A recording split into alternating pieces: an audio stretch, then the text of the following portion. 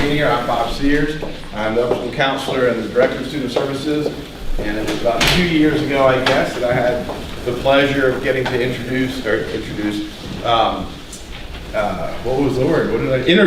the other I word. Interview Emma and her family. They moved down from Virginia. And in the interview, we were talking about what interests Emma, and she brought up this organization called Morgan's Message. And I was really impressed with it. And certainly we have a need for mental health with students and athletes. And when I asked her if she'd be interested in bringing Morgan's Message to school, she said yes. And then I thought she was maybe just saying that because that's the right thing to say in an admission interview.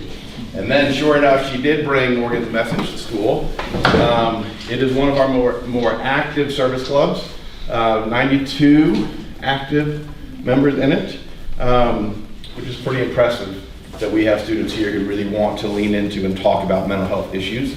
And when Emma brought it here, she said she wanted to pick some friends to be some ambassadors. And so 3 or 4 of the ambassadors are here, and I'm going to turn it over to Emma, who's going to introduce the ambassadors, welcome you, and introduce her sisters, her mom, and her sister's teammates and friends. So without further ado, Emma. Hi guys, I'm Emma, and I'm the one who decided to bring Morgan's Message to Athens Academy last year. But I wouldn't have been able to do it without the help of my fellow ambassadors, Ella Pulliam, Emmeline Land, Ansley Davis, and Wes O'Neill, which they're also Morgan's Message is a nonprofit organization that strives to eliminate the stigma surrounding mental health. It was created after a former Duke University women's lacrosse player, Morgan Rogers, who was battling her mental health in silence and tragically took her own life at the age of just 22. Morgan's Message is especially unique to my family because we knew Morgan. She coached my 2 sisters and I and was one of the best athletes to graduate from our hometown. After the loss of Morgan, the community was filled with emotion. That's when our eyes opened to mental health. Morgan faced a lot of stress when it came to performing for lacrosse, and unfortunately, that's how most athletes feel. So today, we are going to be covering the stress of performance in student athletes. Now, my mom, Leslie Soltis, will be talking about the commitments parents have to make to student athletes and her observations from the parents' perspective. Good morning. Thank you so much for having us here this morning to talk about this important topic. It's really been something that is interesting to our family from the perspective that we weren't really talking about this before this happened to Morgan. It wasn't something that we talked about at the dinner table. Suicide wasn't something that we talked about. Mental health really wasn't something that we talked about a lot. Our girls all played sports all through their lives, and it's been a very important part of all of our lives. Through their entire growing up, and we supported them through all of that, but we never really focused on the mental side of things. So it's been something that we've really started to dig into more since all of them have become more involved with Morgan's Message and really evaluated what it has meant to both them and the community, and how important it is to really start to evaluate this. And as I started to think about what I wanted to talk about here today, it really made me think about, as a parent, what's so important in thinking about your children and the student athletes in general. And really it's they strive to be the best that they can be, and there are so many pressures that they put on themselves, and really thinking back about the pressures that we put on them as well, and a lot of it is unintentional. And I think back, to just an example of the fact that I recorded every single game that our girls played in, whether it was lacrosse, basketball, everything. I videotaped it. And I think back to them and they'll laugh at me, but in those videos, they'll hear my reaction to their playing. And in those reactions, it'll be if they made a bad shot or they made a mistake or something, my reaction would be like, Kayla, Abby, why'd you do that? Why'd you do that? Totally unintentional, but they hear it. They would hear my reaction to that. And that could be taken very negative, and they would just respond to my negativity, and that was not something that I intended to be negative at all. It was just a gut reaction in the moment of just wanting them to be successful in that, event or that moment. So just thinking back to how we reacted to certain things as they grew up and were playing in that and responding to that and being able to, recognize how we react to their experience through all of this and start talking to them more about it throughout their careers too. I also thought about how important it is to recognize what they're really dealing with. These kids today, they have so much pressure on them. And, athletes, they're a special breed. They put a lot of pressure on themselves, and they're striving in so many different ways to be perfectionists. They're pushing themselves. They're usually pushing themselves not only to be, top athletes, but they're pushing themselves to be top students as well. And so they're already putting pressure on them. So we need to recognize that as parents, we need to be careful about the pressures that we're also putting on them as well, and make sure that we're supporting them in a way that is, more supportive than adding additional pressure to them. One of the things I also thought about is how we can help them from making sure that we recognize that it's okay not to have all the answers. We don't know everything. There's no way that we can know everything. And throughout this process and digging more into this and understanding all of this and learning more about mental health in general, we didn't know hardly anything about it. We didn't know the extent of the challenges that are facing our kids today. And it's okay to seek help. That's probably one of the biggest messages I can give you guys as parents, is it's okay to ask for help. And I would encourage everybody to seek that help.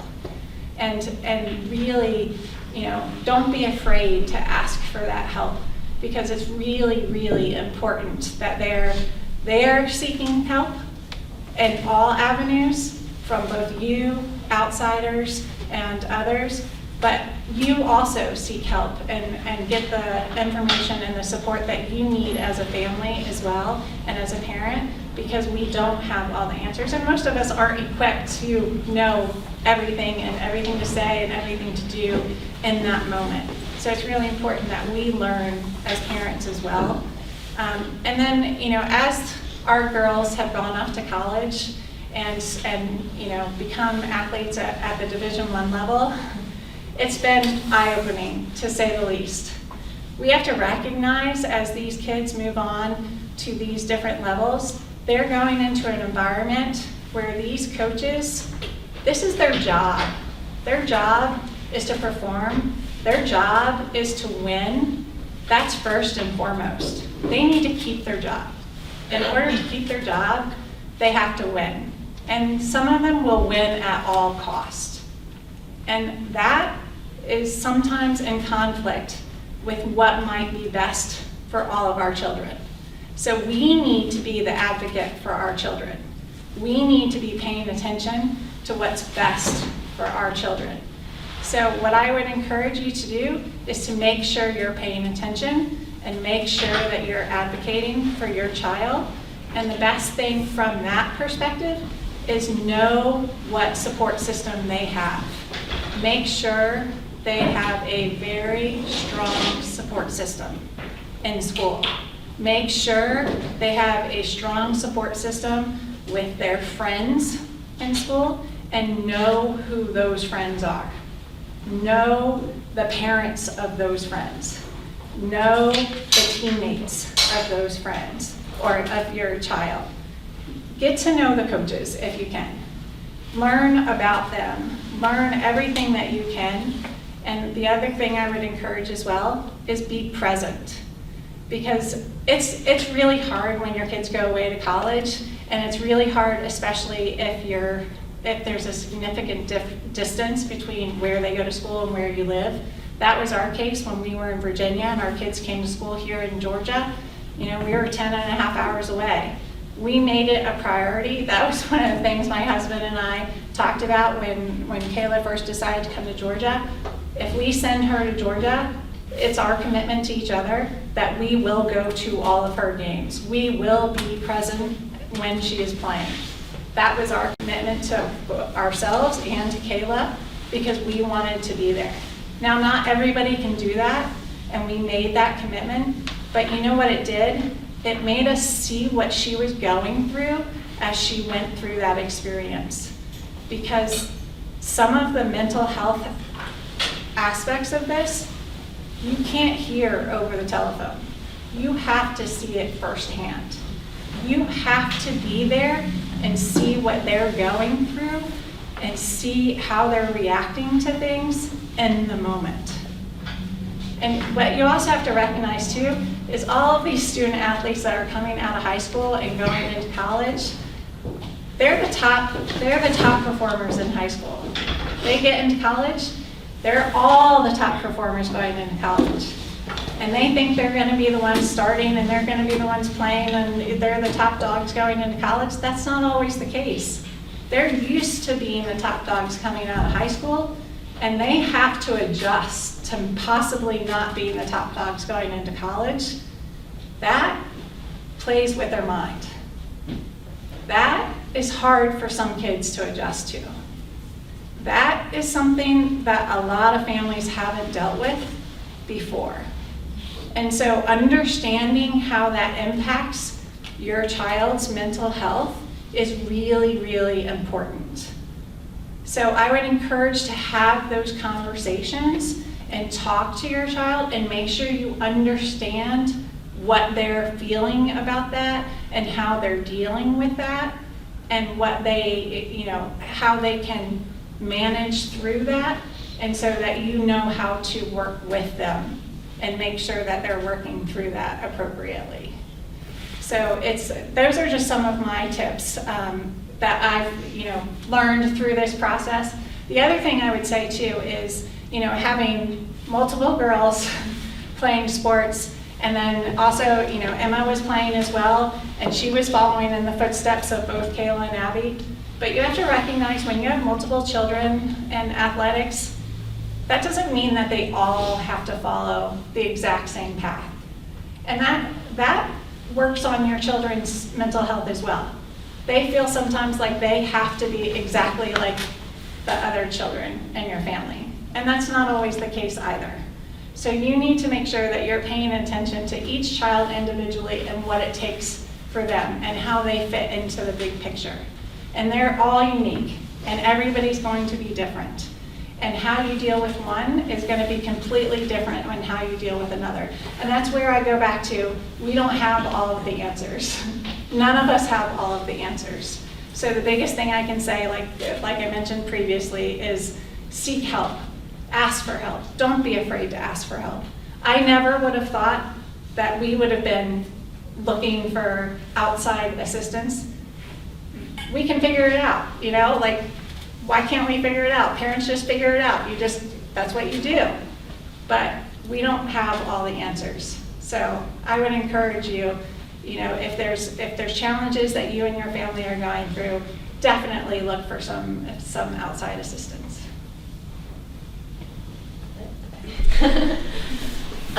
So now we're going to talk a little bit more about Morgan's message and Morgan's story, since we did grow up playing around her and she was our coach for a little bit. So I'm Kayla Soltis. I'm Emma's sister. I'm Abby Soltis. I'm Kate Vanderlyn. I'm Emily Barnes. And so the three of us play lacrosse at Mercer right now, and Emily was on the team last year, but she graduated. I'm a fifth year, and Katie's a fifth year, and Abby's a junior. So I'm going to start with a little bit more on Morgan's story. Sorry, we're going to read a little bit from the script because it's important information. So Morgan was born and raised in Fauquier County, Virginia. She attended Highland School, which is where Abby, Emma, and I used to go to school, and then played for and later coached for Cardinal Lacrosse Club, which was also our club team. She was a very dedicated athlete and a big name in our area. She ended up choosing to continue her lacrosse career at Duke. Once at Duke, she took some time getting used to the college pace, but seemed well adjusted entering her sophomore year. In the fall of her sophomore year, she worked extremely hard and was on track to start in their spring season. Before the first game, she tore ACL, MCL, and meniscus, which stopped everything in its tracks. She seemed motivated through her recovery to get back on the field, but by fall of her junior year, the people closest to her noticed something was off. Her parents knew that she had previously struggled with some anxiety in high school, but they thought that she was doing better. However, her friends and coaches recognized that she was struggling with her mental health because she was skipping class, abusing alcohol, lacking motivation, not prioritizing hygiene, along with other warning signs. Fast forward to winter break, Morgan and her family decided that returning to school in the spring was not the right choice for her mental health. So she took a medical leave from the team and remained at home instead. She couldn't give up on the sport though and decided to come back and coach for Highland. When she came back, I was a junior in high school and Abby was a freshman. That season, she brought so much energy, passion, and fun every day to the point where we would have never known that she was at the lowest point in her life. Following that summer of coaching youth lacrosse, she returned to Duke, where things did not get better, and she ended up quitting lacrosse altogether.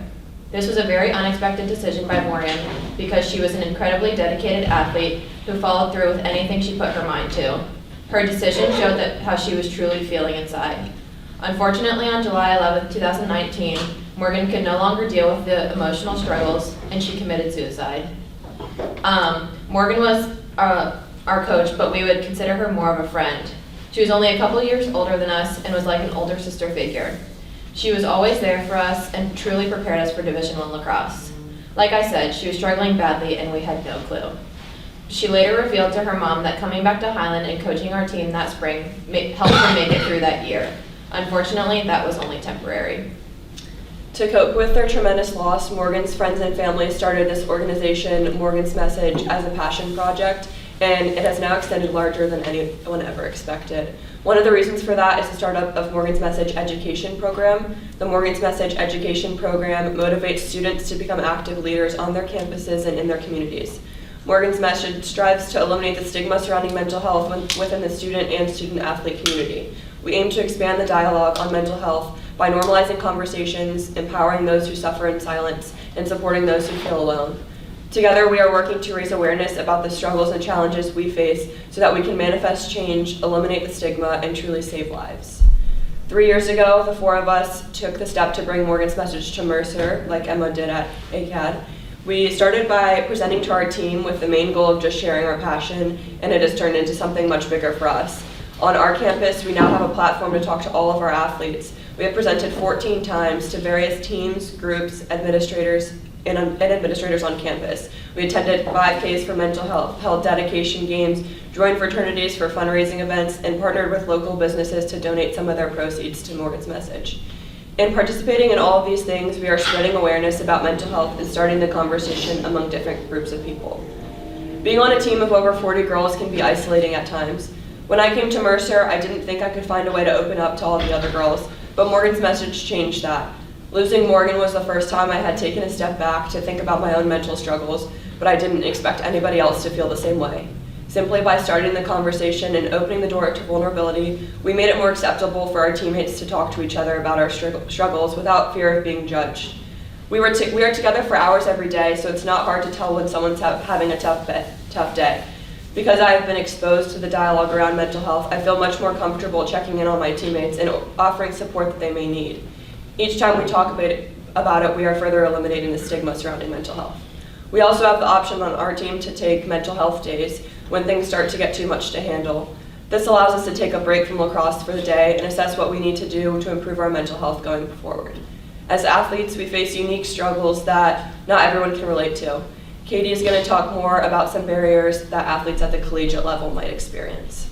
Sports are just as much a mental game as they are physical. When you put so much time and effort into something, there is always a looming pressure to perform. Most people associate that pressure with being on the field playing, but there are just as many expectations of athletes outside of their sport. We have to maintain good grades, a balanced social life, and often work a job while keeping up with all of the commitments athletically. In this sport, we're always competing against every other person on our team for the same position on the field. This competition can become exhausting because it feels like we have to be on our A game at every moment or there will be consequences. When things aren't going our way, it can lead to an extremely negative self-perception because we attach so much of our worth with how we're performing in our sport. We often enter into an inevitable cycle of overthinking that can become really hard to break. Overthinking is a stressor that stems internally. There are many external factors that play a role in athletes' mental health. College sports require a heightened level of competition, which means that your coaches expect a lot out of you. We often hear things that are hard to hear from our coaches, and it can be really tough to deal with. Compartmentalizing the negative criticism and filtering out things that aren't important to your success are a huge part of the lessons that athletes learn. Above all, we are conditioned to push through and show up every day, even when we don't feel like it. We are playing for something bigger than just ourselves. As you can imagine, all of this can be mentally draining to cope with. Being an athlete was a big part of Morgan's identity, but I guarantee that a lot of the emotional struggles Emily just mentioned apply to all of your lives in some way too, regardless of your hobbies and passions. After losing Morgan in 2019, her friends and family wrote about what they learned from her and her story. Morgan's light empowered everyone around her to enjoy the moment and live freely. First, spread empathy and respect to everyone and support those who may not seem like they need it, because everyone has their internal battles, even if you aren't aware of them. You never know how much a simple smile and hello could mean to someone. People only show you what they want you to see. Even if you ask over and over again how they are doing, you still cannot know what is going on. Don't give up on your friends. Many people are resistant to seeking help and may push you away in the moment. Just because they push back does not mean you should give up on supporting them and getting them the help they need. You'll never regret possibly saving their life. Mental illness can and will affect anyone, not just athletes. From the outside, Morgan had the perfect life. She had a loving family, was an exceptional athlete, great student, and well-liked by everyone. Yet she still suffered from severe depression. A lot of people with depression put on a facade to the world that everything is okay. They'll always have a smile on their face and be the first to support their friends when in reality, they are really suppressing all the pain they feel. And so to wrap up, we just want to emphasize that the main point of this presentation is that we need to talk about this more. Mental health is a very big thing now, and many students at the school who might be struggling or have struggled in the past, you might never know. So we just want to we're going to give the same presentation to the students, and so we want to be able to open up the conversations that you guys can feel comfortable and have these conversations at home with your kids, because it is really important to feel the support from your family and friends and just the people that you love. There's resources on Morgan's Message page that are just for student athletes, but for also parents and family members that might need that support too. And Morgan's Message just has a bunch of different resources. The National Suicide Hotline 8988 is also a really good number to remember, just for a kind of a saving grace if needed. But yeah, thank you so much for listening. And are there any questions? I guess we should open up for you guys if there's questions.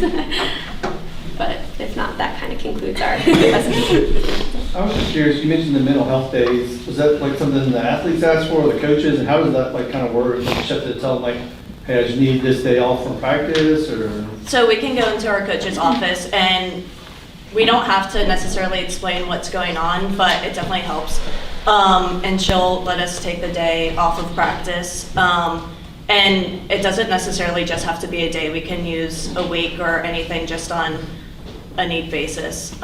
So yeah. And it was established by the coaches. It's just always been a thing. I haven't been there when it wasn't a thing. And you can take as long as you need. We've had people take weeks off. People have gone home before, semesters off, just to assess their own situation and what's going on with them. I would say in the past, I don't think it was a part of our program. And then when we really kind of I'm not saying Morgan's Message is the only reason it's in stake at our school, but I think before it wasn't as accepted to talk about it, honestly. And now that it's such a big conversation, especially with our team and on our community base of our campus, it's definitely a lot more accepted, but I don't think it was very accepted before we were there. So I'm really happy that now that this is a safe space for this time and day that mental health is a big thing that can be talked about. Yeah, and when I heard about the mental health days, I thought I could never take one because everyone's gonna ask around where is she, why isn't she at practice, what's going on. But it honestly, if you want to talk about it with people, you can, but otherwise people don't really try and get in your business because they realize that if you wanted to talk to them about it, you would. So it's not really a dramatic thing. It's really accepted on our team that everyone can deal with what they are dealing with on their own, and if they want to open up, everybody's there to support them. And there's probably other people they're talking to about their mental health and not the people that are asking. Yeah. But yeah. Any other questions? So when this is presented to the school, you said, I think one thing that, I'm not sure how it is, but one thing I think that would be really important is to make sure that like people other than just the athletes here, because as you said, so many of their friends are not athletes, and they're the ones that are gonna need to be supported. You know, if they're being supporting, because, you know, they're the ones that might notice that their friends who are athletes, they would notice the signs. So I think that would just be something to the administrators too, just to make sure that this message is presented to all students, because like I said, they might be the ones that would notice these things, and so many students have their support group and their friend base is not necessarily just the ones on their team. They certainly would notice signs, but I think of my children and some of their key friends would be not necessarily student athletes, so I think that was something important that one of them said too. I would say Morgan's message definitely started out with athletes, just because that was the community they first reached because she was an athlete, but I think it has definitely spread a lot more, and especially on our campus, we have made a point to start including everyone on campus. Like we said, we joined some like fraternities to do like campus-wide events and like local businesses. Like that's not just athletes that we're talking to now, so I think that was really important at Mercer to like bring it to the whole community, because it is important in not just athletes, but everyone. And if you think about it, that really might be who students would go to, is people outside, because they might be more inclined to go to a friend who's not necessarily on their team. There might be less of a stigma of, hey, I'm having a hard time, or, you know, to the friend that's not, you know, less judgmental because they aren't on the team with them or playing a sport with them. So I think that's really good to spread that message too to kids that aren't feeling the same thing. Yeah, Definitely. yes. You talked about the adjustment from club and high school to college. What about from college to after? Is that a big step? I can see that. Yeah, so I just graduated this past year. You know, it's kind of making a point. We're definitely going to talk about this with the kids, because realistically, not everyone's going to go play college sports. Like a lot of people are athletes in college, and that's great. They can be multi-sport athletes, but when you get into college, like it is a lot more of a, you know, you're there, it's your job kind of. But yeah, afterwards, you know, it is definitely a hard adjustment. I think the hardest part is not being with my best friends every day. Like these are two of my best friends that I was roommates with, you know, for 4 years, and it's definitely hard for that point. But you know, I do make time to come back down and come visit, and I watch the games, and you know, I suggest everyone to like find something else that they are passionate about. You know, it doesn't have to be a sport. It doesn't have to be, you know, obviously you're going to go into the workforce and you're going to be doing that thing. Like I'm helping coach lacrosse at my local high school, so like doing things that involve you with sports, or not, maybe not even with sports. You know, like I love to travel, so I've been traveling a bunch, which is not something you can do as a college athlete, because you are traveling with your team, but you don't get to do the fun, you know, oh, I'm going to a concert, you know. So, but you know, it's an adjustment. But I think putting your focus into something else, you know, being a college athlete prepared me for a lot of things in the workforce, and I think that's something to focus on. Like we're way better prepared for time management and leadership things that I think is really beneficial, and I'm very thankful for it. So, you know, just finding something else that they can put their time and energy into, because you know, your identity is an athlete for a long time, but you need to be able to find your identity outside. So that's even really important for you as parents. Like when they graduate, you know, high school or college, and they don't have that identity that they've belonged to for so long, it's important to say, hey, it's okay, like let's find something else that you enjoy, or you know, you can hang out with more friends, you can meet new people, find new things that you like, and you know, I think that's just the best advice I would give. That helps. Is there time to find another part of your identity when you're so entrenched with trying to graduate and be competitive? Yeah, I mean, graduating and leaving the, you know, the program, did feel like I had a lot more time, because, you know, we have practices, we have lift, you know, I was student teaching when I was in college, so I also was having to go to the school, so I was always running around. I do feel like it's a little bit more of a lull, but, you know, there are times where, you know, I'll wake up and I'm like, oh, I gotta go to practice. I was like, oh wait, no, I don't have to go to practice. So that is quite the adjustment, but yeah, there's definitely time, you know, outside of work. I think, you know, just like you guys are all working, you know, there's things you find to do outside of work that if you like to do, things you like to do. So, just like that, you got to be able to have those conversations and say, you don't have to go play a sport. You don't have to go, do this thing. Let's find something else that you didn't have the time when you were an athlete. Let's, find something else that you like to do. Yeah, and I also think that it seems like it's a lot playing a Division I sport, but like you do make time for the things that you want to do. Yeah. Like that we do have like practice and lift and conditioning and all of that. But like, for example, like we all like make a time every Friday to go to dinner with each other because like we want to have a social life outside of lacrosse. And so like we make points. I think it's more like we're purposely doing it, whereas like if we weren't athletes, we'd be able to do that kind of whenever we wanted. But like we kind of have to make a point to like add on to our social life by going to dinner every Friday or like making plans with certain people like when we have time to do it. So like it looks like from the outside that we don't have a ton of like free time to do a lot of things, but like if you make a point to do it, you definitely have time to do whatever you want. Like last night, for example, like our whole entire team went to a concert in Macon, which is right next to our campus, and like we all made time to do it, hang out outside of lacrosse, and it was really enjoyable. So you still can have a social life and find these things that you like to do, like going to concerts, even though we are so busy with lacrosse and everything. Yeah. I'll chime in on this one too. I think it's an interesting point you made. I played tennis in college, and one thing that I did struggle with was when that is over, it has been your identity. Yeah. Your whole childhood, like, tournament tennis and then college tennis, and then Yeah. you're like, what do I do now? And Yeah. it is a weird period of time. It is a very strange period of time of that competitive portion is over, and then you do go into you have a job, and that's your next portion. And it depends on the sport. I mean, you're not going to jump out and necessarily play lacrosse in your early 20s, maybe. But tennis is easier. But then, like, I'm 45 and I'm playing tennis 3 or 4 days a week and still love it. And that is neat to be able to encourage, again, sport specific, but you can certainly still play, and that can be your identity. It can be part of your identity the rest of your life. It is hard to find that balance of how do I still play this sport or any sport. I know you played a different sport in college, and you found a way to play a sport, tennis with me. Later in life, you can still play sports. It's just there is a balance of trying to figure out how to still play and be competitive, not as competitive as you are in college. That's hard. Yeah, that competitiveness That is is hard. always going to Yeah. stay with you, let me tell you. Whether you're playing a board game or whatever, that competitiveness is going to stay. And that is a hard balance, is to figure out how to dial that back down and realize when you're playing, at a different level to not, maintain that level of competitiveness. But you can continue on playing. You can play the rest of your life, and that's not something that you just graduate and quit. And so that, I think, is important to encourage in your children that the day that you graduate, it's not completely over. Because that's scary. I mean, it's, it isn't completely over. You can continue. And I think there is a little bit of a stop at first when you try to figure out what are you going to do, or you've got to start a job, but you can continue, and you can continue to love the sports for the rest of your life. Yeah.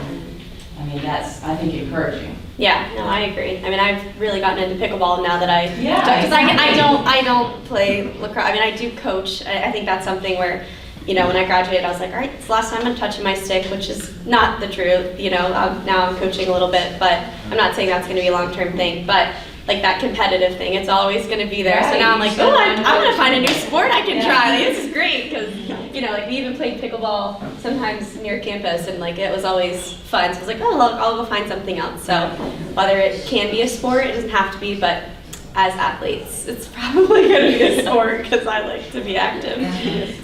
So. I got a question. As a coach and also as a parent, what suggestion do you give on finding that balance between tough love and pushing and then saying, hey, it's time for mental health? How do you, I mean, that's always tough because some kids you push a little harder and some kids need a little push, some kids don't. So I think that is definitely a really hard thing for our coaches to deal with, and I think it is knowing your player well enough to know what they specifically need, because someone you could be pushing so hard and it could motivate them, but someone you could be saying the same things to them and it could make them want to break down and not play anymore. Like, you have to build those relationships with your athletes, and I think that's something that we try and do. We like go into our coach's office a lot and are just like talking to her about whatever it is, just so she can kind of get to know us more and know kind of what fuels us, just so we're more comfortable saying, okay, you're coaching me in this way, but I think I would be better coached this way. And finding that balance with, it could look different for every single player, which is obviously hard when there's a lot of players on teams. It can get even more challenging, but like where you can, getting to know those players to really know what drives and motivates them, so that you can still have that competitiveness and that push that you need to be hard on them as a coach without taking it over the top. And then as even a, as a parent, as a parent, I would say giving your children the ability to have that conversation with the coach, because you can no longer have that conversation. Yeah. So we have never had a conversation with our kids' college coach, not one. And it's up to them to have that conversation with their coach and have that discussion as to how they need to be coached. Now, have I wanted to have that conversation? Many of times. And I will tell you, it is, you know, being a parent of a student athlete, and especially at the college level, is probably one of the most rewarding, but one of the most challenging things as a parent. And I will say that because of watching them have the highs of the success that they can have, but the lows of either, you know, not doing well in a, feeling like they didn't do well in a game, losing a game, you know, not having the success, having a coach scream at them, you know, different things, coming off the field crying, you know, all of those different things. It's hard. And, or feeling like, oh my gosh, why did the coach do that to my child? You know, all of those emotions, and wanting to make it better, wanting to fix it for them, and not being able to do any of that. So the best thing as a parent is to try and help them build that tool set for themselves, to be able to figure out how they can communicate with the coach and learn how to, you know, build that strength in themselves. And be able to manage that. And that will build that mental health on their side too, to be able to say, whoa, like I need to take this step back. So exactly what you're talking about, when they know it's too much, because they have to be able to figure out when it's too much on them. Yeah, I think our coach is really receptive to like, if we were to say something about how she is like yelling at us or something, I feel like she's very receptive to that. Like, I'm someone that can get yelled at, and I like just play better if they keep yelling at me. But like, I know every athlete is not like that. I am not so. like that. Emily, for example. Like, coach, I gotta take a minute. Yeah, I can't, you know. But I think she is really receptive, and Yeah. like, I know she started out yelling at Emily a lot, but like realized that Emily does not respond well to yelling. And so she definitely coached me and Emily very different because of that. We like, play the same position. even though we literally play the same position. So like, I think that was really good on her. And another thing that I was gonna say, I forget. Never mind. It was something. I'll come back to it. Someone else can talk. You had a question, right? I was going to say thank you all so much for what you're doing. This is really important work that you're doing, and just thank you. I wanted to ask if you have advice for parents on how to reinforce that message of you are more than how you perform. Mm-hmm. And then kind of multi-part, do you have mantras that you kind of repeat to yourself to kind of, you know, boost you up, you know, when you're in those low points? And then, and what was the other a third part of the question. But we'll start later. I was actually kind of gonna say, like, how I was talking about how our coaches are like really tough on us. My parents specifically are really good about, like, they never say anything negative to me about like the game or anything, practice, whatever it is. Like, I'll complain all the time about like getting yelled at, obviously, and they will always like come in with positive, like I don't think they've ever said anything negative to me after a game, even though I'm being very negative because I'm like, I didn't play well, I didn't do this, I didn't do that. But, and then they like always look at the positive aspect. They're like, well, you did do this during the game, or you like turn it into a positive, like, I might not have scored the goal, but like I had an assist or something like along those lines. So I think my parents specifically are very good about like not, even if I'm being negative about the game or about myself or about how I played, they are very good at turning it into a positive or thinking about something else that I did well or something like that. And I think that really helps me because there is a lot of negativity during the game based on how I'm performing, but then coming out after the game, like talking to my parents after the game, it really helps not to like keep going with the negativity.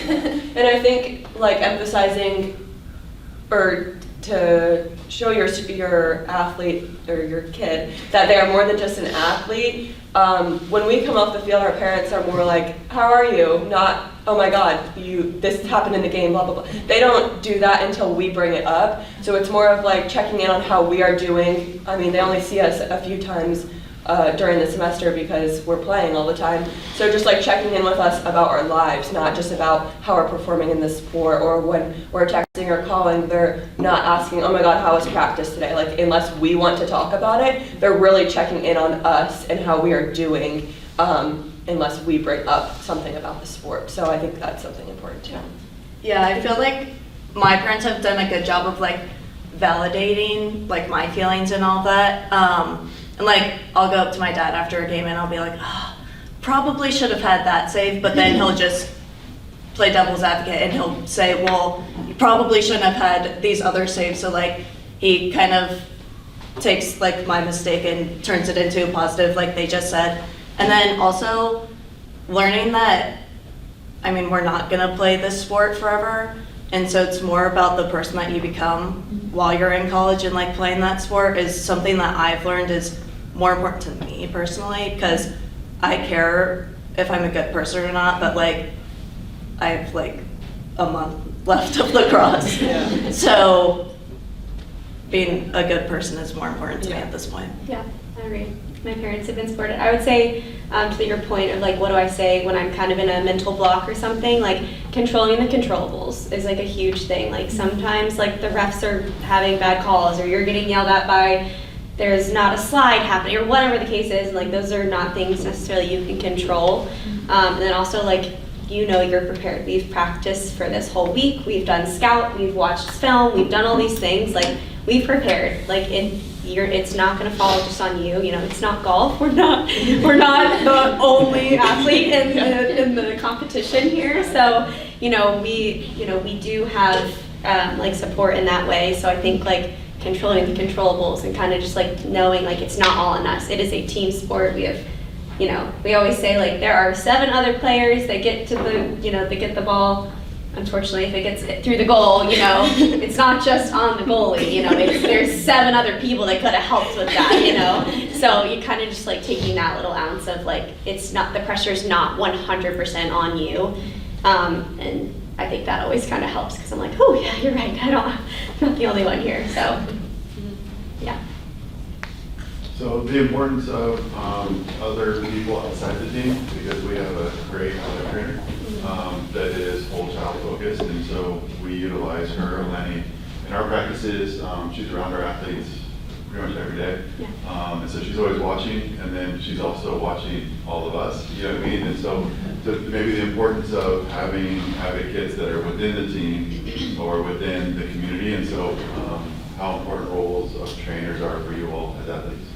I would say definitely for like, our strength coach checked in on us yesterday. He pulled us aside after we were done with our lift, and he was just like, so how are y'all? We're like, good. And he was like, okay, I just want to make sure, just because it's been, I mean, we're in the middle of season, and he literally just wanted to check in on us, which I think was really cool.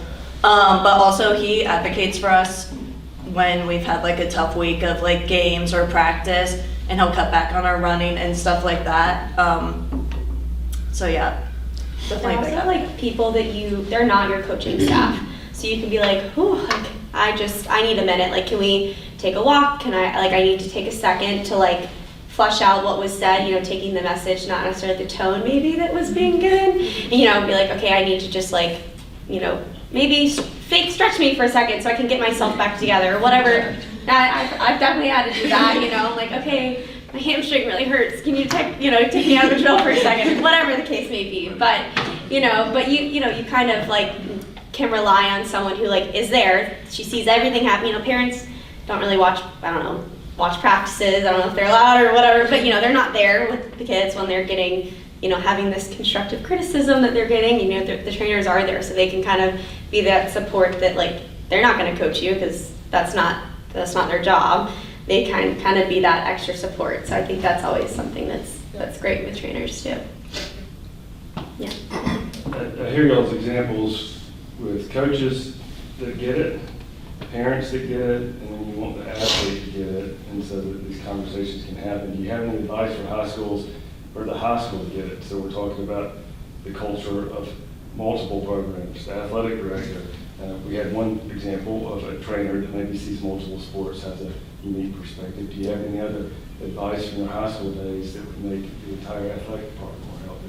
I would say being friends with other athletes. Not having to rely just on your teammates because they are there, as you go through, practices and games, but like being friends with other sports and like, hey, how are you, kind of checking in with each other because then you kind of have an outside perspective, but you're still an athlete. You kind of know what the pressure is of having to go to practice, having to perform at school, having to, get that constructive criticism. So I'd say, branching out with I'll also branch out with non-athletes. I think that's also really important because then you can really just let go of your sport. Yeah, and kind of just like, close the door. That's not what I want to talk about. Or if you might want to talk about it, but yeah, maybe branching out. That's a strength of Athens Academy because it's small enough that they can have a number of friends and interact with a number of people, but that's still back to the individual, the 14-year-old, 15-year-old sometimes and with our kids and even younger.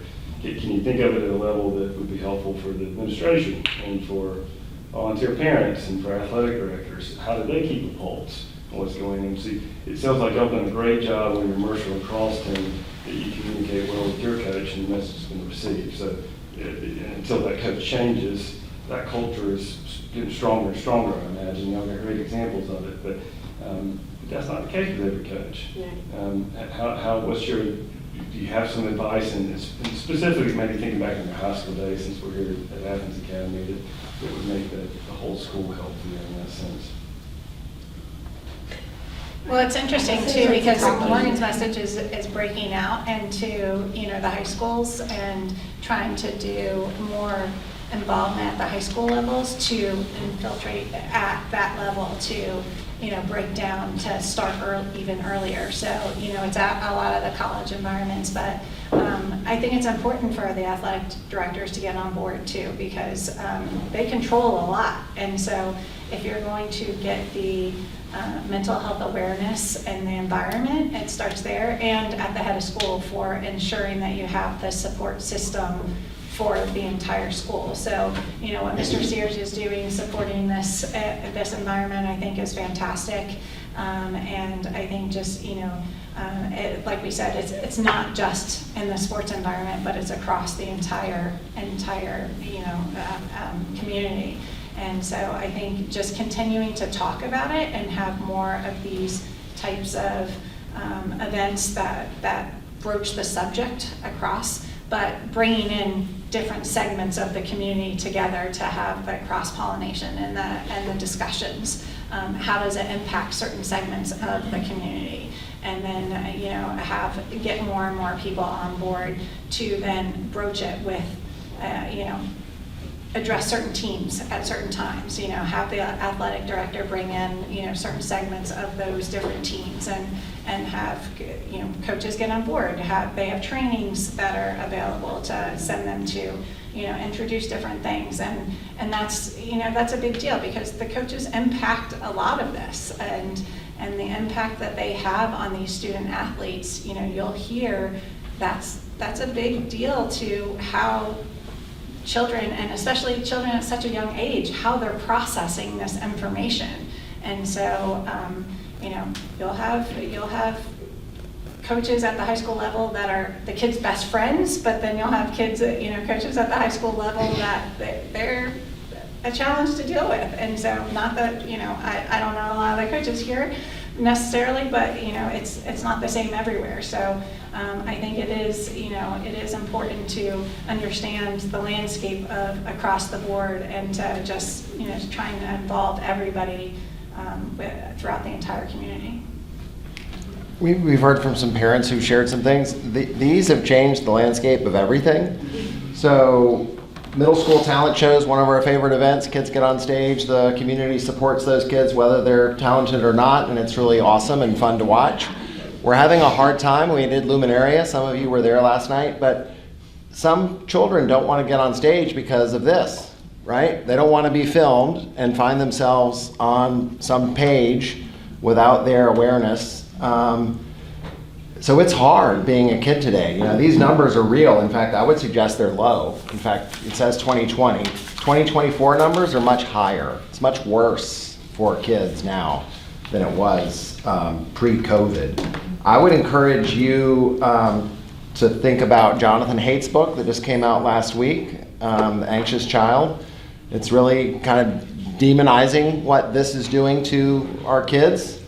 So I would really think about, wait until 8th and not having phones in your kids' pockets, and I would really consider not endorsing or encouraging social media for your kids, because most of that is not positive. Most of it is quite negative and harmful and hurtful. So we can't underestimate the power of those things in our children's lives and what it means to a community. It's great to be in a school like ours where people know and are able to share and check in and ask and how people are doing and what's happening. And I can also validate in talking to my kids' coaches, they're dealing with this on a much, much bigger level than ever before. They're having to bring in sports psychologists, nutritionists, other people to work through this at unprecedented levels. So, and these are talented kids that are winning national championships or doing good things. So it's very real, and I appreciate what you all are doing for this. And since there wasn't a mantra, and I've shared it with some people in this room, I'm happy to share. So I use clear mind, calm breath, compassionate heart. And I'll say it again and again and again. And, clear mind, calm breath, compassionate heart for me and for others. I think it helps, so that's mine. Thank you all. Yeah. And in closing, I would like to thank you. I'm looking forward to seeing you in front of the students too. They're very lucky to have you.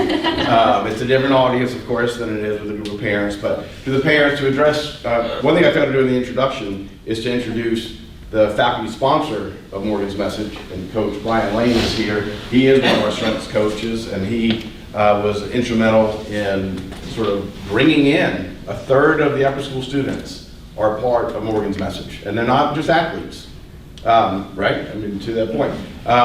Last year, the first annual Morgan's Message, when Emma introduced it to the upper school, we gave every child an opportunity, about 315 children, an opportunity to ask a question. We had over 150 questions, legitimate questions about mental health that we addressed. We didn't address all of them in the mid-morning meeting, but we created a document where all those questions were answered and then shared with the student body. This year we gave all students the opportunity to ask some questions, which the people here, along with some of our faculty members who were college athletes, will be on a panel. Coach Lane will be moderating it, and I just think it's important for you to hear a sampling of some of the questions that students asked, and that all students in the upper school are going to have the opportunity to hear the answers from. So some of the questions. What does a day in the life look like?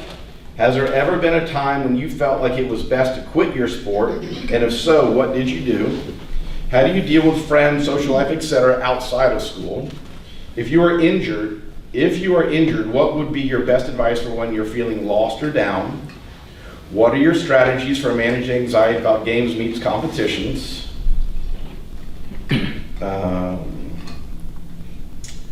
How did your routine change after college? What lessons have you learned from your sport that you have been able to use in your life or your work life now?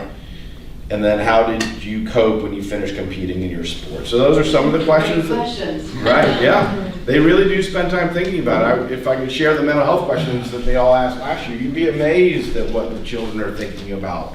And so we really are lucky to have you here. We're lucky to be a part of this. We appreciate you being out early morning to hear this. It is being recorded. So there are a lot of people who wanted to be here, but they can't, they couldn't be here. So if you want a copy of the recording, please shoot me an email, bsears@Athens Academy, and I'll make sure I get it. Yes, Candace? I was gonna ask, I love your shirts, you have all those. They're on the Yes, Morgan's they're on the message Morgan's board. message website. Okay, great, thank you. Yes, and there's some information on the back for you to pick up. So we are sort of on a tight schedule because we've got to get over there and get ready for 300 upper school students. I think we have a presentation, PowerPoint that we're going to try and get going. But I do invite all of you, if you'd like to be there to hear this side of it, please come over to the presentation hall if you have an opportunity. That will not be recorded, I don't believe, but you are invited to attend. So again, thank you for being here and have a good weekend.